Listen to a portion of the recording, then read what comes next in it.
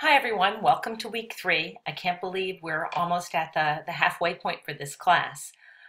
First, I want to tell you again, I was really impressed with the assignments that I graded this week. I sent you all individual comments and I hope you get a chance to take a look at them, and feel free to be in touch via email or during office hours if you have any questions or need any clarification.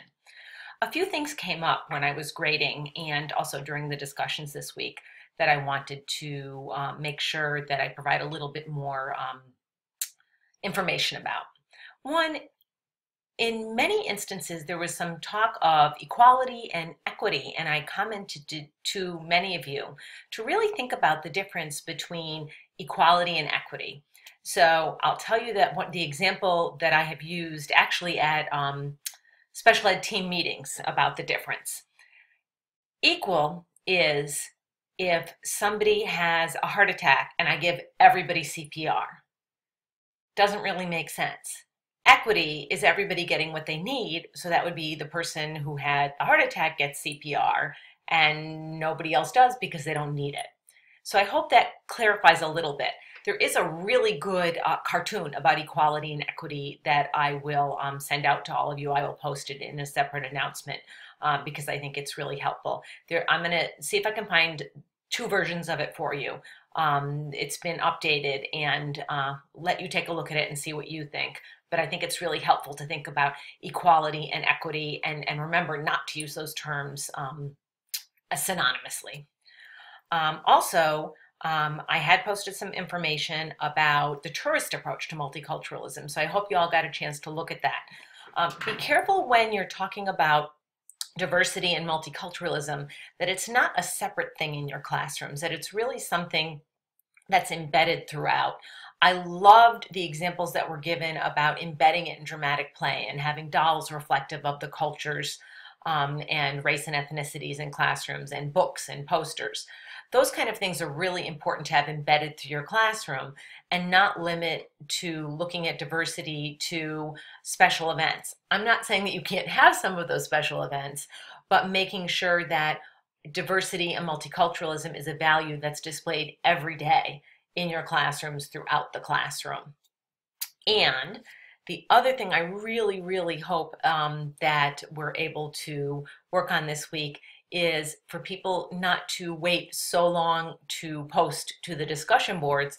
We had a huge flurry in the last 10 hours on Saturday before the discussion board closed, which makes it really difficult to have a robust discussion because it doesn't allow for any back and forth.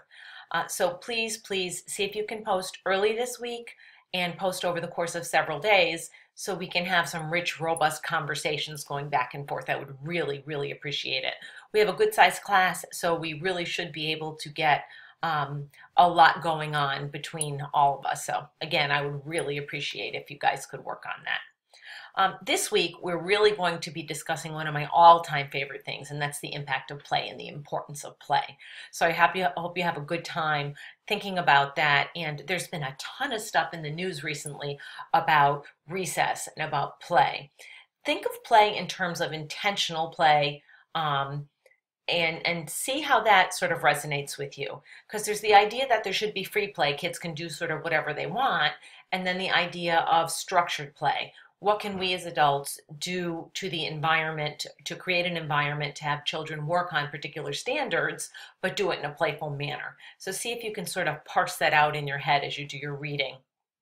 Also, we're going to be looking at the importance of curriculum in an early childhood classroom, and that fits right in with play because curriculum isn't just standards. Curriculum is everything in a classroom. The environment is part of the curriculum. How you plan is part of the curriculum.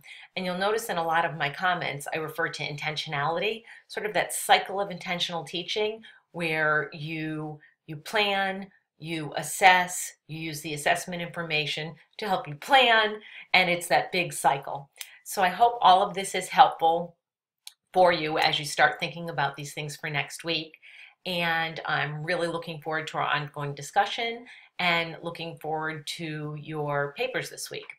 The one thing I would encourage you, and I know it doesn't say it in the discussion board, but if you would like to post a video for part of the discussion, that would be awesome. we'd get to know each other a little bit better. The only thing I'd ask is if you have for your references, just do that as just do that in writing in APA format. But I would love to see people post some videos with their ideas about play. That would be awesome.